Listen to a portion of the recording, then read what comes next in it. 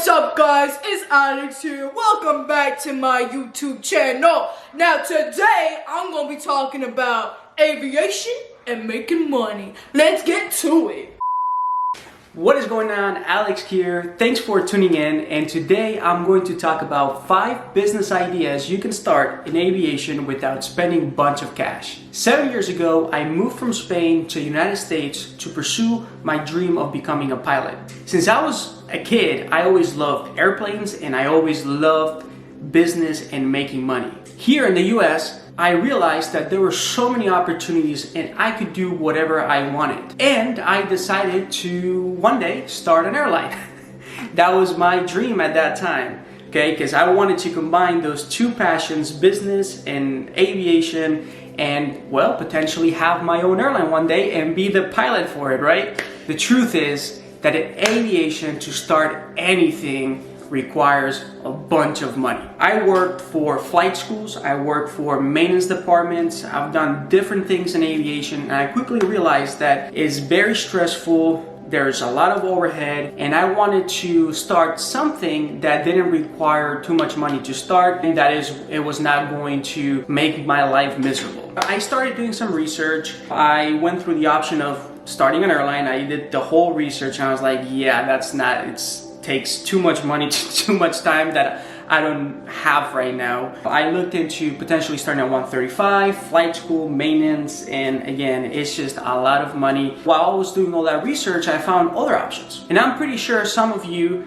also love aviation, also love business, and you want to start something. This is the reason why I decided to create this video, to show you a couple ideas that I found when I was doing my research. The purpose of this video is to show you different options that you can start without, breaking the bank. All right, so let's get right into it. Number 1 in the list is aircraft detailing. I had to put this one first because this is how I started my flight training. When I came from Spain, 2 months after I arrived, I went to the Marco Island airport and I found this company called Air Expeditions, and I approached the owner and told him, hey, would you be willing to trade flight training in exchange of me working for you?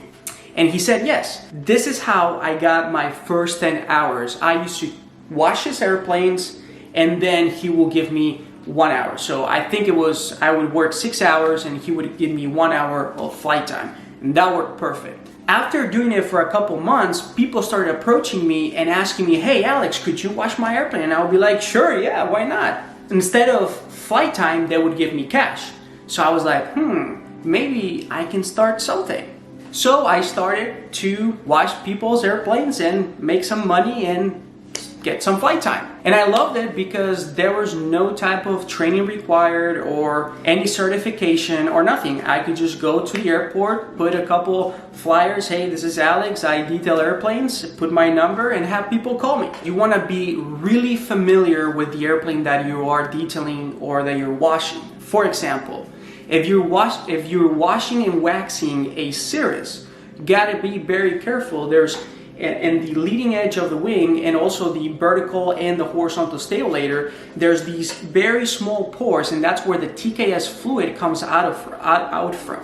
If you put wax in these pores and if the pilot goes into icing conditions, well, guess what? Once he turns on the TKS, well, yeah, I don't have to say it, but it could be a disaster. Another example, you do not want to be spraying into the static ports. You don't want to get water in there. Or if you're dealing with a jet, those static wicks, man, if you break one of those, it's expensive. For this reason, I recommend that you at least take some sort of course or some sort of training, or at least work for someone. As an aircraft detailer, you can offer different services. You can offer a wet wash, wash and wax, you can do a dry wash, you can do interior cleaning, you can shine the spinners, and a bunch of other things. You can make anywhere from $100 for doing a wet wash on a Cessna 172 to $2,500 for detailing a jet. Now, I did use 2 terms there, wet wash and dry wash. Just for the people that don't know that, well, a wet wash is when you simply wash an airplane with water, and then a dry wash is when you wash it with chemicals. Keep in mind, before you touch an airplane, even though I didn't do it this way, okay, I didn't have any insurance when I did it, which is a huge, and I'm going to continue saying huge mistake. You want to have good insurance. So if you're serious about doing this business, get yourself some insurance. Not only is it going to make you more credible, but it's also going to protect you in the event that you break or damage something. Especially when you start dealing with the larger aircraft, it's a must. Also, you want to start doing some research on what type of products you're going to be using, okay? You can start with your own car, maybe in your trunk, you can have everything really, you can have everything organized. And then eventually, as you start getting clients, you can maybe buy a used van and just transform it into like a little workstation with all your products and everything that you need to perform the job successfully. I rather have something that is mobile, because that way you can service different airports. You're not limited to one particular airport. You can just go to different airports in your area. Another thing to take into consideration is, especially in airports that are towered and have more security, you want to make sure that you call the airport and you find out what requirements, what do you need to do business at the airport. You don't just want to go and start doing stuff, because you're going to get yourself in trouble. So make sure you call the airport manager and try to connect yourself with someone that is going to give you all this information. Here in Naples, they actually charge you a 10% of the money that you bring in. So whatever you charge, 10% goes directly to the airport. Number 2, aircraft sales. By far, this is my favorite, and I actually mentioned it in one of my previous videos as a way for AMPs to make additional income. The reason why I think AMPs could be a great broker is because they have extensive knowledge about how to go through the logbooks, about STCs and 337s, and most of the time, all the questions that a potential buyer is going to ask you are going to be maintenance related. However, you don't need any type of training or certification to become a broker. That doesn't mean that you shouldn't take a course or maybe work for another broker to learn how it works. Also, having a private pilot certificate, a student pilot certificate, an AMP is going to be a great way to give you some more credibility. Not only that, you're also going to be around the airport. And if you're not around the airport, unfortunately, you're not going to be able to get any clients. You want to be around airplanes, at the airport, talking to people. That's the only way. Your objective as a broker is going to be to connect a buyer with a seller, or a seller with a buyer. If you're representing a seller, you're going to be responsible to doing all the marketing and maintaining communication with all the leads. If you're representing a buyer, you're going to take the stand of a consultant and recommend them what type of airplane is best for their needs. Not only that, but you're also going to be making all the calls to the people that have the airplane that he is looking for, and finding out where, what the engine times are, what the airframe time is, if they have any damage history. You're going to be doing all the heavy lifting. Now, something to keep in mind is if you're going to be representing a buyer, you always want to negotiate a percentage of the final price. So whatever the price that the airplane sells at, you want to take a little percentage out of that. But also, before you start working with representing a buyer, you want to take an earnest fee. It can be $1,000, $2,000. You're going to determine that depending on what type of aircraft they're looking for. If they're looking for a small piston airplane, well, the earnest fee is going to be less, and also usually the percentage is going to be higher. And then if the buyer is looking for a jet or something like that, well, the percentage is going to be smaller and the earnest fee is going to be higher. The reason why you want to do this is because, let's say you start calling all these people, you start doing all the research, and then all of a sudden the buyer is like, hey, I don't want an airplane anymore. Well, you just wasted a bunch of time. So make sure you always negotiate a percentage, and then from that percentage, you're going to take an earnest fee in advance before you start working. Make sure you do that. If you're representing a seller, you want to make sure that you type a contract and you negotiate a commission. That commission can go anywhere from 1% to 10% depending on what aircraft they're selling. Now, in this one, you're not going to be collecting anything up front. It's going to be all done when you sell the airplane. This is going to require that you have some money available for marketing. You're going to be putting the airplane in trade plane, controller, all the main websites where people look for aircraft. And like I said, you're going to be able to make anywhere from 1% to 10% depending on the value of the airplane. So for example, if you're selling a jet that is $3 million and you negotiate a 2% commission, well, that's going to be $60,000 for you. Or if you're selling a smaller aircraft that it's like $50,000, well, you can negotiate a commission of 10% and you will make $5,000. Now you may think, wow, that's easy money. The only thing I gotta do is put an airplane in these websites and pick up the phone and I can make $60,000. No, it doesn't work like that. It's going to require a lot of work, especially if you're representing someone in your area, because you're going to have to show the airplane to the potential buyers. You're also, sometimes they might need financing, so you as the broker, you need to facilitate that and recommend them a specific lender. There's always it's never a smooth transaction. There's always, especially the older the airplane, yeah, you're always gonna have to do something either for the seller or the buyer. So don't think this is easy, because it's not. But it's a great way to make money, stay in aviation, and have fun at it. Number 3, air charter broker. I'm actually currently doing it. And the reason why I started is because I heard from a lot of people that it was a great way to make some income, you know, that the charter brokers are making a bunch of money.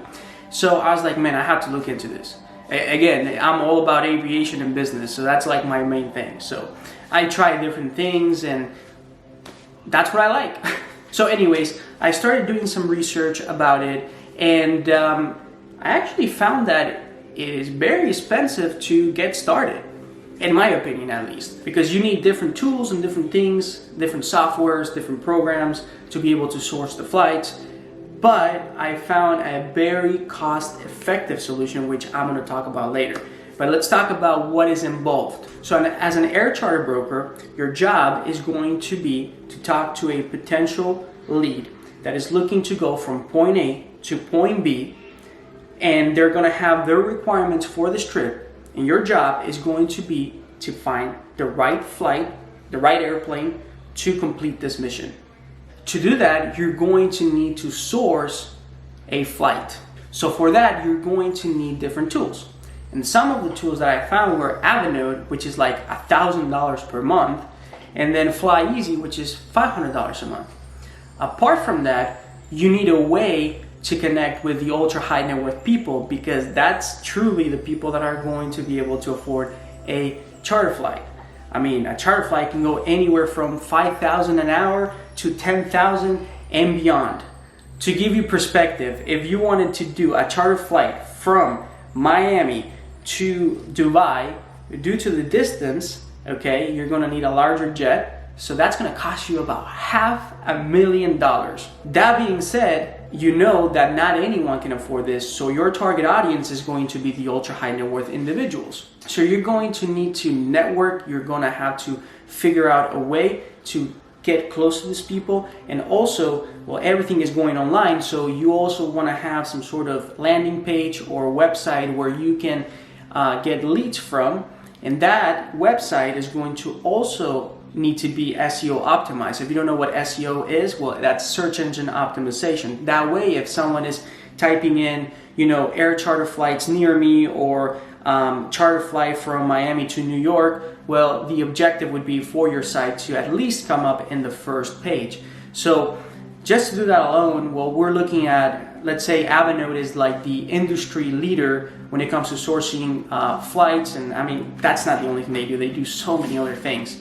Well, that's $1,000 a month just to build the website and do the SEO. Well, that can cost you anywhere from $2,000 to $3,000 to $4,000. So it's a substantial investment that you have to make initially. Now, again, the purpose of this video was cost-effective solutions, business ideas that didn't require like a large investment up front. But we'll get to that. So let's talk about how it works. So first thing, you know, you're going to get a lead, or someone's going to call you and they're going to tell you, hey, Mr. Broker, I want to go from point A to point B. I want to take this many people. I'm going to take a dog. I want this type of meal. And yeah, that's my requirement. So you as the broker, you're gonna have to source a flight for them that fits their needs. You're going to contact different 135 operators, and you can use Avinode or FlyEasy to find all these 135 operators that are offering this flight. You're going to get a quote from them. Then to that quote, you're going to add your fee, which you're going to determine how much you're going to charge for your service. Then you're going to send that quote to this person, and then they have to accept it, and then they have to pay you. So the process is, there's a lot of, things that you have to do. Oh, and not to mention, once, you gotta be on your phone, you gotta be available 24/7, 365, because if you have different clients flying from here to there, you wanna be able to, address any issues that they may have while they're doing their trip. When I learned all this, everything that is involved, and with all the other things that I do, I was like, man, I'm not doing this. But even though I knew that it was a lot of money to start, I don't know why, I said, you know what, let me look into it again.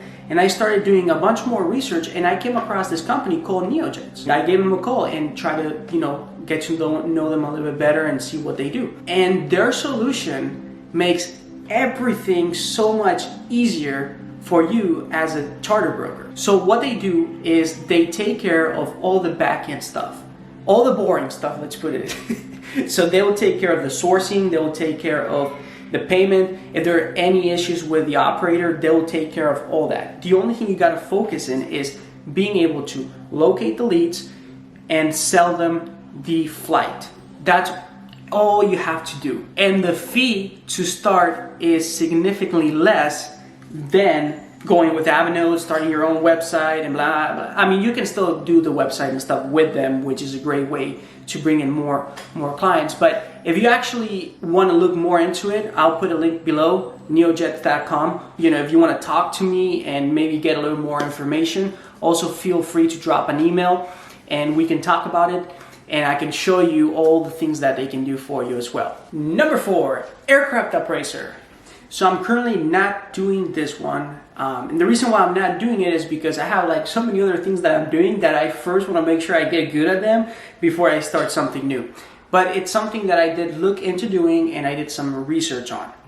Compared to the older ones that I just mentioned, well, to become an aircraft appraiser, you're going to need some sort of training. There's different organizations that are going to provide you with training, and I'm going to mention some of them. ASA, which is the American Society of Appraisers, and they actually have a course in conjunction with Embry-Riddle that you can take.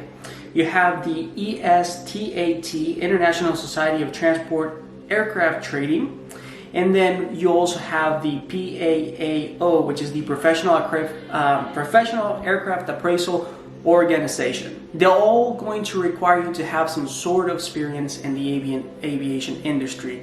But I will tell you, for example, the ASA and the ESTAT is going to require you to have a bachelor's degree at least. With the PAAO, you're only going to require to have experience in aviation, and then they're going to determine whether you're going to be qualified to take their training. I'll definitely provide the links below, so if this is something you want to go forward with, that way you have the links and you can research further. Your main job as an aircraft appraiser is going to be to determine the value of an airplane. For example, prior to 2008, just a simple aircraft blue book appraisal was enough to determine the value of an airplane. But after 2008, most banks, more lending companies, and insurance underwriters, they required an aircraft appraisal to be able to approve financing.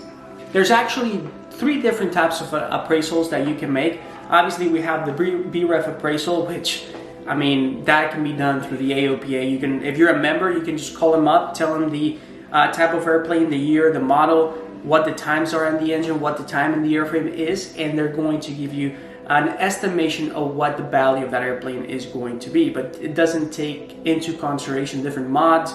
It doesn't take into consideration the damage history. There's a lot of different things that can change the value of an airplane.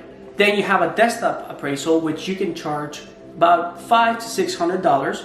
And this is just taking, basic information about the aircraft that the owner is going to provide you with, and you're going to determine what the value is going to be.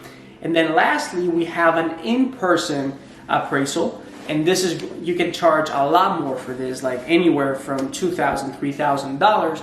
You're going to go into the aircraft and you're physically going to inspect it and go through all the logbooks and determine what the value is going to be. If you're willing to go to school again, but you know, the good thing is that nowadays everything is going online. So definitely do some research. I'm not sure if they're, because I know the ASA were providing like a course in Embry-Riddle. I don't know if they do that right now in person or it's something online, but if you're willing to go to school again and you know, study and learn again, well, definitely becoming an aircraft appraiser is going to be a great way to make some income on the side. And finally, I got number 5, which is aviation consultant. So the reason why I decided to add this one, this is not necessarily for the younger audience. That's just my opinion. And that's because to become an aviation consultant, you have to be very good at one specific thing. So what I mean is, let's say throughout your career in aviation, you were able to manage a 135 and you actually build it from the ground up, and you were very successful at running it and making it profitable. Or maybe you started a flight school from the ground up and you went through the 141 certification, so you know all the ins and outs, you know how to deal with the FAA. Well, if there's someone that is trying to do something similar that you did, they may be willing to pay for a consultant to walk them through the whole process. So if there's a specific area that you like, what I would recommend is that you stick to it, you know, you become very good at it, and then you can offer your consulting services, and you can charge anywhere from $100 an hour to maybe $1,000, depends. At the end of the day, the number that you're gonna put to your time, you better be able to make 10x to your client. If you're charging $1,000 an hour, well, they better be making that 10 times. That's just my opinion. Obviously, you know, some of you may have different thoughts, different opinions about it, but I just wanted to add this here because it is also a great way to make money down the road once you have all experience and expertise in a specific thing. So thanks for sticking. I appreciate your time. If you like this video, please subscribe, drop me a like, and I will see you in the next one.